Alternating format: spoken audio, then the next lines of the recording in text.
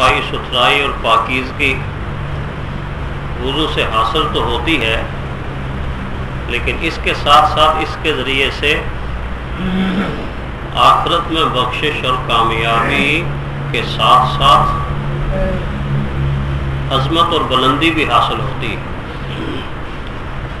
گویا دنیا کا یہ فائدہ کہ انسان جسم کے اعتبار سے پاک صاف ستھرا نفیس ہوتا ہے، آخرت میں اس کا فائدہ یہ ہے کہ یہ گناہوں کی بخشش کا سبب بھی بنتا ہے اور آخرت میں درجات کی بلندی کا سبب بھی بنتا ہے، اور سب سے بڑی بات یہ کہ اللہ کی رضا حاصل کرنے کا ذریعہ بھی بنتا ہے۔ تو کتنا بڑا فائدہ ہے وضو میں، اس بارے میں پیارے پیغمبر صلی اللہ علیہ وسلم کا یہ ارشاد، مسلم کی یہ حدیث ہے۔ حضرت عثمان رضی اللہ تعالیٰ عنہ روایت کرتے ہیں کہ حضرت صلی اللہ علیہ وسلم نے فرمایا، جو مسلمان آدمی جب اس کے پاس فرض نماز کا وقت ہو جاتا ہے وہ اچھی طرح وضو کرتا ہے اور عاجزی سے نماز پڑھتا ہے اور رکوع کرتا ہے، تو وہ نماز اس کے پہلے گناہوں کا کفارہ بن جاتی ہے جب تک کہ وہ کسی کبیرہ گناہ کا ارتکاب نہ کرے، یعنی صغیرہ گناہ معاف ہو جاتے۔ حضرت ابو ہریرہ رضی اللہ تعالیٰ عنہ سے روایت ہے کہ حضرت صلی اللہ علیہ وسلم کا فرمان ہے، میری امت کے لوگ یعنی قیامت کے دن سفید پیشانی اور سفید ہاتھ اور پاؤں والے ہوں گے، یعنی وضو کے آثار سے ان کے ہاتھ، ان کے پاؤں اور ان کی پیشانیاں اور چہرے نور سے چمکتے ہوئے ہوں گے، سفید ہوں گے۔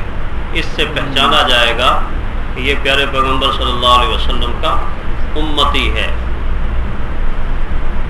حضرت عثمان رضی اللہ تعالیٰ عنہ سے روایت ہے کہ حضور صلی اللہ علیہ وسلم نے فرمایا، جس نے اچھی طرح وضو کیا، اچھی طرح وضو کرنے کا مطلب یہ ہے کہ وضو کی سنت اور آداب کا خیال رکھا، فرمایا پھر اس کے جسم سے گناہ یعنی صغیرہ گناہ ایسے نکل جاتے ہیں یہاں تک کہ ناخن کے نیچے بھی کوئی چیز ہو وہ بھی نکل جائے گی۔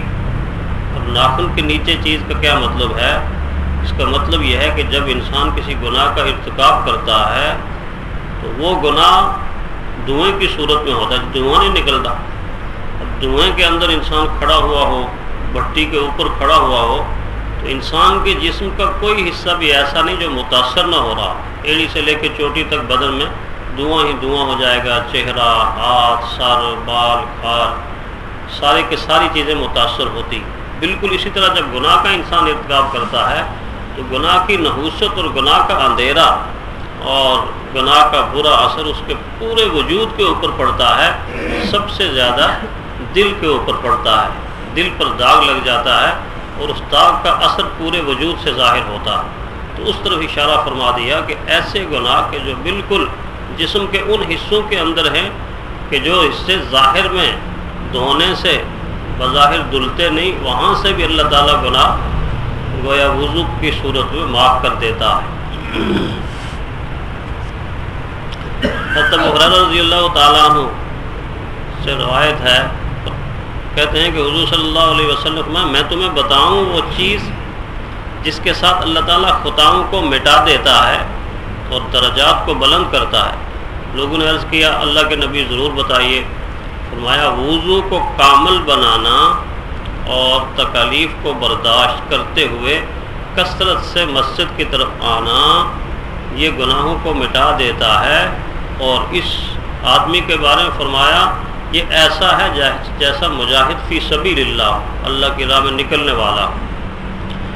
تو وضو طہارت کا بہت بڑا ذریعہ ہے اور آخرت میں بخشش کا بہت بڑا ذریعہ۔ اب مسائل کی طرف ہم آ رہے ہیں جو اصل مقصد ہے اس درس کا، اور مسائل کا سیکھنا انتہائی ضروری ہے۔ 4 چیزیں وہ ہیں جو قرآن حکیم نے ضروری قرار دی ہیں۔ وضو کے اندر 4 چیزیں ضروری قرار دی، سورہ مائدہ کی آیت یا ایھا الذین آمنوا اذا قمتم الی الصلاۃ فاغسلوا وجوہکم وایدیکم الی المرافق وامسحوا برؤوسکم وارجلکم الی الکعبین۔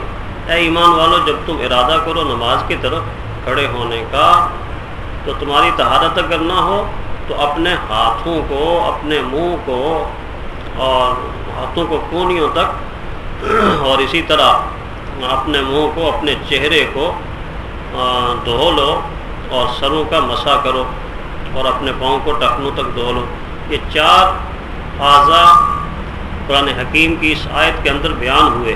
گویا یہ 4 اعضاء دھونے فرض ہیں، ضروری ہیں۔ 3 اعضاء کا دھونا فرض ہے اور چوتھے عضو کا مسح، اور مسح کی مقدار خود حضور صلی اللہ علیہ وسلم احادیث میں بتا رہے ہیں۔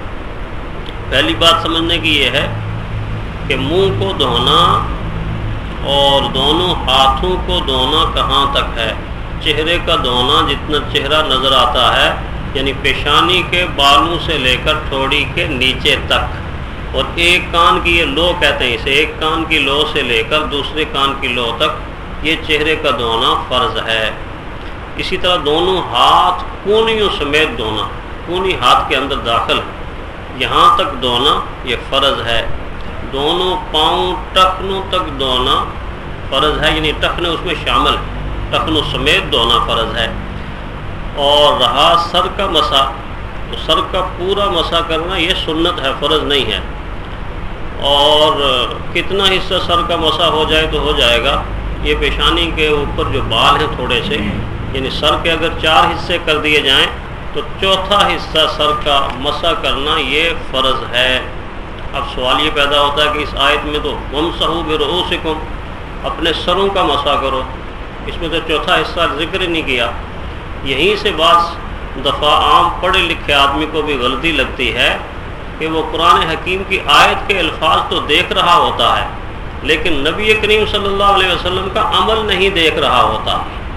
قرآن میں حکم موجود ہے اور اس حکم کی تفصیل پیارے پیغمبر صلی اللہ علیہ وسلم کی حدیث سے معلوم ہوگی کہ حضور صلی اللہ علیہ وسلم نے اس پر عمل کیسے کیا۔ بعض مرتبہ امت کی آسانی کے لیے رسول اللہ صلی اللہ علیہ وسلم عمل کو مختلف طریقوں سے کر دیتے تھے، تاکہ کوئی اس طرح بھی کر لے، کوئی اس طرح بھی کر لے، کوئی اس طرح بھی کر لے۔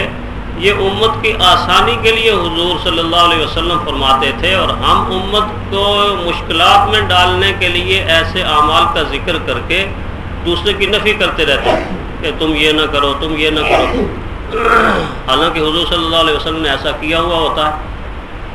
تو حضور صلی اللہ علیہ وسلم کا کسی عمل کو مختلف انداز سے ادا کرنا یہ امت پر ترس کھانا ہے، امت پر رحم کھانا ہے، دین کو وسعت دینا ہے، نہ یہ کہ اس عمل کو لے کے ہم محاذ کھڑا کر لیں اور یہ کہیں نہیں یوں تو ہوتا ہے، ایسے تو ہوتا ہے، ایسے نہیں ہوتا۔ دیکھ لیجئے رحمت کائنات صلی اللہ علیہ وسلم نے اس آیت کی جو اپنے عمل سے تفسیر کی وہ کیسے کی۔ حضرت مغیرہ بن شعبہ رضی اللہ تعالیٰ عنہ بیان کرتے ہیں، مسلم شریف کی حدیث ہے کہ حضور صلی اللہ علیہ وسلم نے ایک مرتبہ وضو کیا اور ناسیہ کا مسح کیا۔ ناسیہ کسے کہتے ہیں؟ ناسیہ یہ پیشانی کے اوپر والے حصے کو ناسیہ کہتے ہیں۔ تو یہ گویا کہ حضور صلی اللہ علیہ وسلم نے امت کے لیے یہ آسانی پیدا کر دی، اگر کوئی اتنا بھی یوں بھی کر دے گا تو اس کا فرض ادا ہو جائے گا، اس کا وضو ہو جائے گا، تو یہ آسانی پیدا کی۔ اسی طرح دوسری حدیث بھی ابو داؤد کی حدیث ہے، حضرت انس بن مالک رضی اللہ تعالیٰ عنہ روایت کرتے ہیں، انہوں نے کہا کہ میں نے رسول اللہ صلی اللہ علیہ وسلم کو وضو کرتے ہوئے دیکھا، آپ نے سر کے اگلے حصے کا مسح کیا۔ تو ہو گیا اگلے حصے کا مسح بھی ہو جائے تو وضو ہو جائے گا۔ ہاں پورے سر کا جو مسح کرتا ہے بہت اچھا، یہ سنت ٹھہرے گا اور یہ فرض ٹھہرے گا۔ تو اس طرح ان ایسی آیات کے جن آیات کے اندر حکم موجود ہو اس کی تفصیل حضور صلی اللہ علیہ وسلم کے عمل سے اور حضور صلی اللہ علیہ وسلم کے قول سے لے لینی چاہیے۔ اب 2 مسئلے بتا رہے ہیں۔ ایک مسئلہ یہ کہ اگر کوئی انسان وضو کرتا ہے یا کوئی خاتون وضو کرتی ہے، خواتین اکثر کھانا پکاتی ہیں، روٹیاں پکاتی ہیں، اور ان کے ناخن کے اوپر آٹا جمع ہوا ہے، فرمایا جب تک وہ آٹا ہٹے گا نہیں اس وقت تک وضو نہیں ہوگا، اس کو ہٹانا پڑے گا، دھونا پڑے گا۔ کیوں کہ پانی ناخن تک نہیں پہنچے گا، پانی جسم تک نہیں پہنچے گا۔ اسی طرح بتا رہے ہیں کہ وضو کتنی چیزوں کے لیے ضروری ہے، کس کس چیز کے لیے وضو ضروری ہے۔ یہ تو ہم سب کو پتہ ہے کہ وضو نماز کے لیے ضروری ہے، نماز کے لیے ضروری ہے۔ وضو سجدہ تلاوت کے لیے بھی ضروری ہے۔ یہ جو قرآن حکیم میں آپ آیت پڑھتے ہیں نا سجدے والی، تو فوراً سجدہ واجب ہوتا ہے۔ یہ سجدہ اگر کسی نے کرنا ہے تو بغیر وضو کے نہیں کر سکتا۔ یہ کیوں بتایا؟ اس لیے کہ بغیر وضو کے قرآن حکیم کی تلاوت جائز ہے۔ ایک انسان حافظ ہے، بیٹھ کے پڑھ رہا ہے، اس کا وضو نہیں ہے، قرآن پاک چھو نہیں رہا، ٹچ نہیں کر رہا، مس نہیں کر رہا، ویسے کوئی سورت پڑھ رہا ہے، درود شریف پڑھ رہا ہے، ذکر کر رہا ہے، تو بغیر وضو کے بھی سارے کے سارے ذکر جائز ہیں۔ لیکن اگر کوئی سجدہ تلاوت کی آیت تلاوت کرے گا اور اس کے بعد چاہے گا کہ میں سجدہ کر لوں، تو وضو کے بغیر سجدہ ادا نہیں ہوگا، وضو کرنا پڑے گا۔ تو سجدہ تلاوت کے لیے وضو ضروری ہے، نماز جنازہ کے لیے وضو ضروری ہے، اور اللہ کے بڑے گا کعبے کا طواف کرنے کے لیے وضو ضروری ہے۔ اور اسی طرح جیسے میں نے عرض کیا، قرآن حکیم کو چھونا ہو، ٹچ کرنا ہو، مس کرنا ہو، اٹھانا ہو، تو اس کے لیے بھی وضو ضروری ہے۔ اللہ تعالی ہمیں عمل کرنے کی توفیق عطا فرمائے۔ الحمدللہ رب العالمین والعاقبۃ للمتقین والصلاۃ والسلام علی رسولہ الکریم۔ ربنا آتنا فی الدنیا حسنہ